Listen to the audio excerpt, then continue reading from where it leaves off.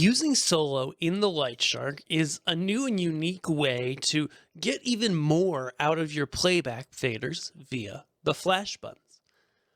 To explain how to give your lights a solo on a particular playback, I've made a simple example with these four cue lists at the bottom of the screen.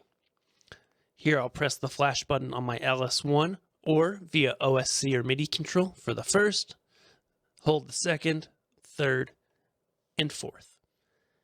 When I hold all four flash buttons, as you can see, all of the lights turn on. So what does solo do? Let's say, for example, we play all four of these and bring up the faders. Now we'll hit the new solo button that's in the LightShark. When we do that and press a flash button, as you can see, we get a solo. Only that set of lights is on.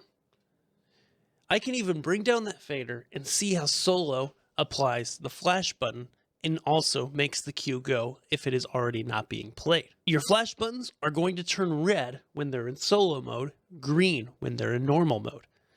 So you can see if I flash one that was on, it becomes the solo, the only one on. If I flash a playback that's off, it turns on and also is soloed. You can activate solo here with the solo button, or you can set a given playback to solo. So in this case, I've toggled solo off and my flash buttons have returned to green. They're no longer red. If I take this cue list and I go into my settings, I can turn on flash solo. Now, this playback fader, cue list 3, is always in solo mode and the playback button is red to reflect that. As you can see, my first two cue lists, not soloing. My third cue list, when I flash it, soloing. It's that simple.